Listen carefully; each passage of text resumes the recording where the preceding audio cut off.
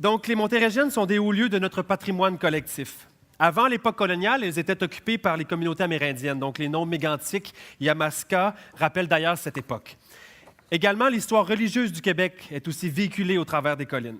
De nombreuses congrégations ont influencé l'aménagement agricole de celles-ci. Elles sont aussi à l'origine de monuments grandioses, comme on peut penser à l'Oratoire Saint-Joseph du Mont-Royal ou à la chapelle du Mont-Saint-Joseph au Mont-Mégantic. Toutefois, l'histoire récente de l'occupation du territoire est majoritairement marquée par des changements de propriété et d'usage. On en a fait mention déjà aujourd'hui. Donc, on pense à la vente et au morcellement en propriété individuelle ou également aux terres cultivées transformées en terrains résidentiels. Et tous ces changements, encore une fois, posent des défis pour la préservation du patrimoine de nos collines montérégiennes. Donc, sans plus tarder, j'invite M. André Chouinard, de la Direction du patrimoine et de la muséologie, ministère de la Culture et de Communication, à nous entretenir de cet enjeu. Bonjour, M. Chouinard. Merci, oui. Bienvenue. Ça va être M. Chesneau qui va faire ça derrière. OK, parfait. Bonjour, je me présente, André Chouinard. Je suis responsable de la gestion du patrimoine du Mont-Royal depuis 2003.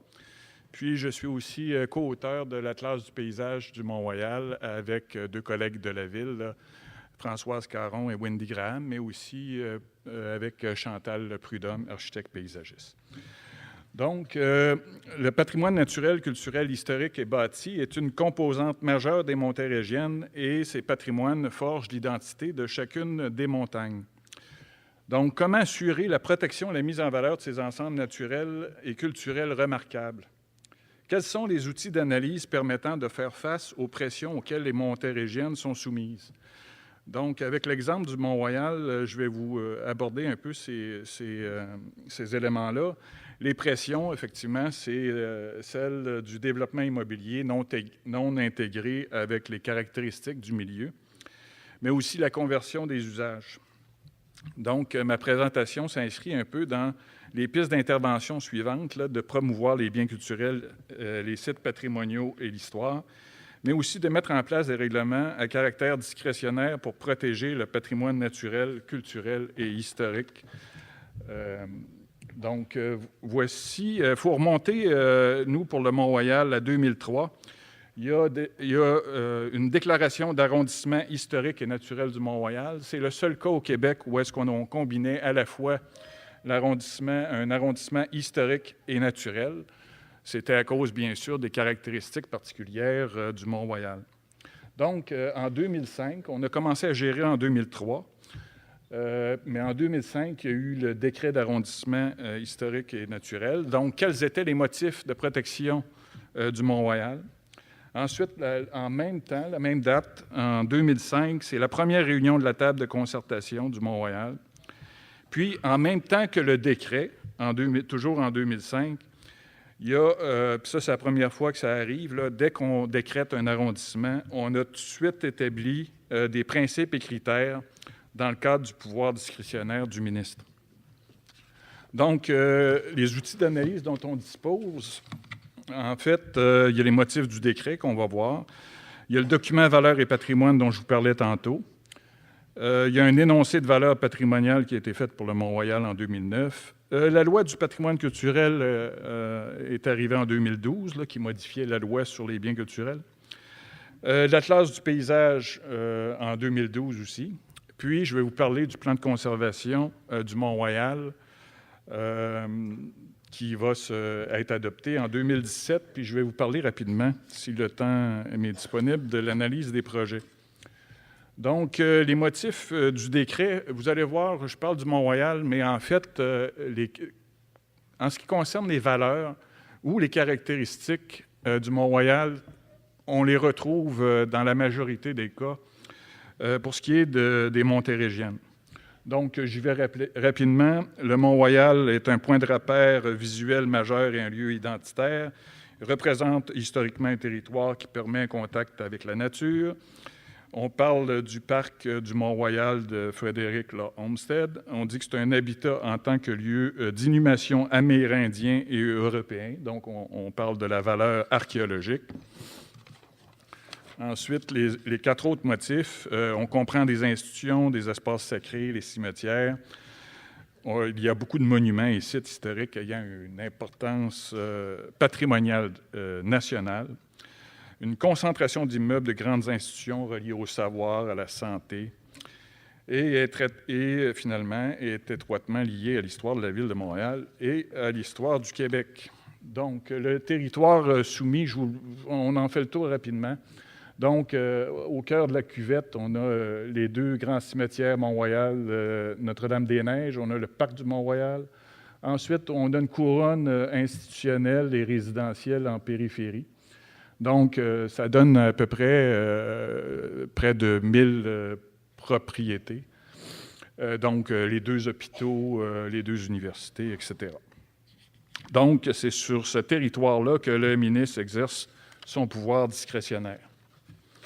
Donc, on a commencé à le gérer en 2003, mais en 2005, on a produit un document qui s'appelait « Valeurs et patrimoine », qui comportait des orientations. Il y avait des orientations générales et particulières.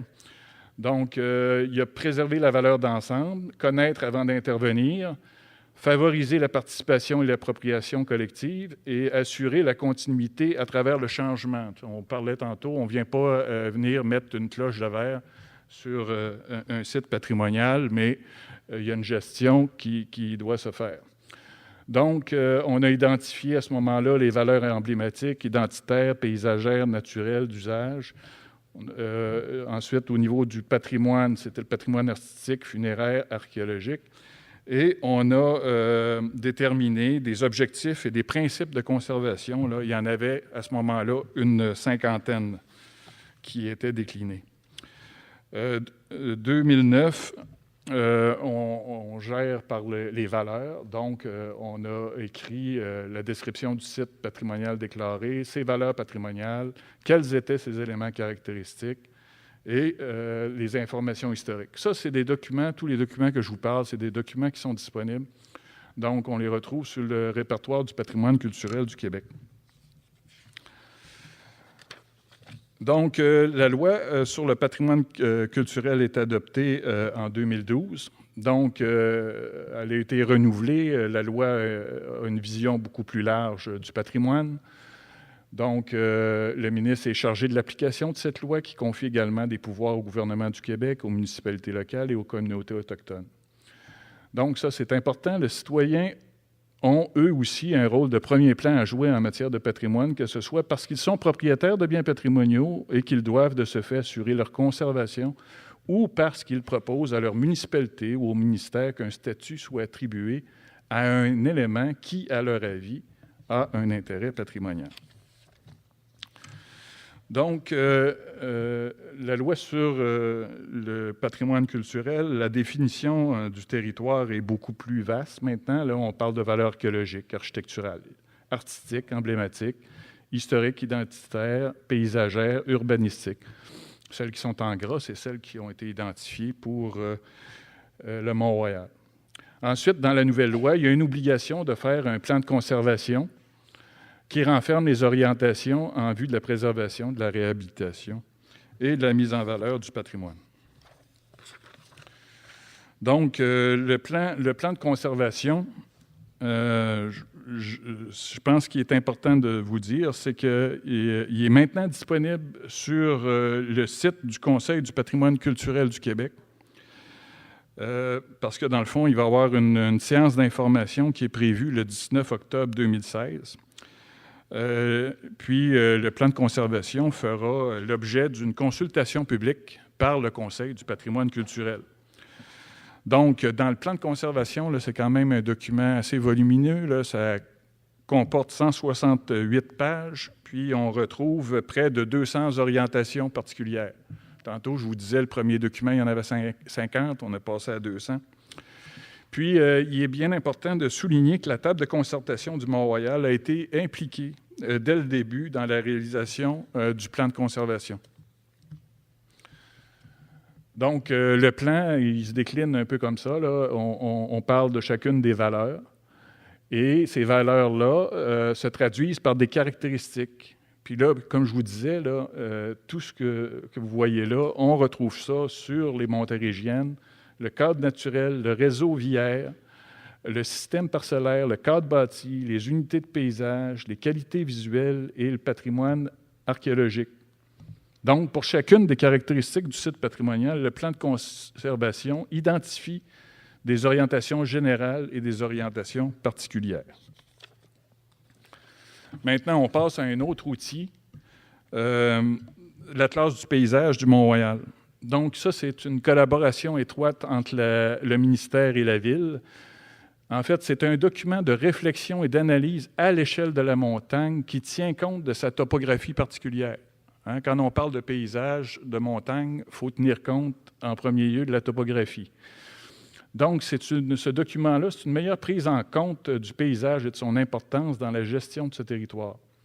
Mais c'est aussi un outil de diffusion et de sensibilisation à la protection de ces différents patrimoines, puisqu'il a servi de base à la mise en œuvre du site Internet du site patrimonial du Mont-Royal. Vous avez juste à taper site patrimonial du Mont-Royal sur Internet, vous allez arriver directement sur le site et vous aurez aussi la chance de consulter l'Atlas du paysage. Donc, la loi sur le patrimoine culturel. Donc, dans un site patrimonial, une autorisation du ministère est nécessaire. Là, vous voyez que l'article 64 de la loi, là, il est décrit très largement. Il y a beaucoup d'interventions là-dedans, diviser, subdiviser, morceler un terrain, modifier l'aménagement, l'implantation d'un immeuble, faire une construction, une réparation, une modification, démolir en tout ou en partie, excaver le sol, l'affichage et la démolition de panneaux réclames. Donc, l'analyse des projets, ça commence, ils sont de toute nature, hein, il y a des opérations cadastrales, des démolitions, etc. Les projets sont déposés au ministère.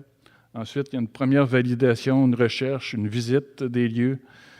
Donc, c'est important d'avoir la connaissance du site et de son évolution à l'aide des différents outils. L'analyse de l'impact.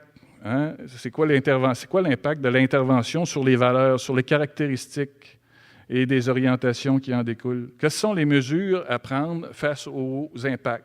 Il y a des fois, veut pas, on n'a pas le choix, il faut refuser les projets, ou soit des modifications majeures, mineures, des bonifications, il faut toujours penser à la mise en valeur. Donc, dans le fond, nous, ce qu'on souhaite, c'est que les impacts des interventions sur les valeurs et caractéristiques patrimoniales tendent toujours vers le positif dans une perspective de mise en valeur. Donc, les interventions, il faut les analyser parfois à l'échelle de la montagne, à l'échelle de l'unité de paysage, à l'échelle de la propriété et de la localisation du projet.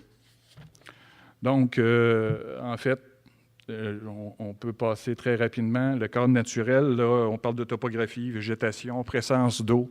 C'est toutes des choses qu'on trouve sur les montérégiennes. Le réseau viaire, hein, qui est public, parfois privé, souvent sinueux dans un caractère de montagne. Le système parcellaire, on a une combinaison, on voyait tantôt une image, on a une combinaison de grandes et de petites parcelles. Au niveau du cadre bâti, souvent, il faut partir des photographies anciennes pour viser à corriger les interventions malheureuses. Parce que présentement, tous ces beaux espaces-là, finement aménagés, sont des espaces de stationnement. Donc, ensuite, les unités de paysage, l'importance de préserver les caractéristiques de chacune. On parlait de verger tantôt. On a la chance que sur le Mont-Royal, il reste un verger à l'intérieur des murs de l'Hôtel-Dieu. Les qualités visuelles, ce qu'il ne faut pas oublier, c'est que parfois les espaces ouverts sont aussi importants que les espaces boisés. Et enfin, l'archéologie à prendre en compte et à mettre en valeur lorsque c'est possible. Donc, en conclusion, comment assurer la protection du patrimoine naturel, culturel, historique et bâti des montérégiennes face aux pressions auxquelles elles sont confrontées? Il faut intervenir sur plusieurs fronts. Donc, ce qui est important, le développement des connaissances, agir au niveau de la conservation, de la mise en valeur, la concertation, on en a parlé tout à l'heure, l'interprétation, la diffusion, il faut que les gens aient les documents accessibles. Il faut qu'il y ait l'appropriation par le milieu. On parlait de vision tantôt, c'est quoi la vision à long terme, mais aussi il faut avoir une gestion cohérente. Bon, voici en terminant une citation portant sur le Mont-Royal, mais qui s'applique aussi à toutes les montérégiennes. La citation est de M. Beveridge. « La conservation à long terme d'une œuvre de nature et d'art commande à ceux chargés d'en prendre soin un engagement indéfectible, de même qu'une connaissance intime des qualités intrinsèques du lieu, avec les moyens de les maintenir durablement. » Merci de votre attention.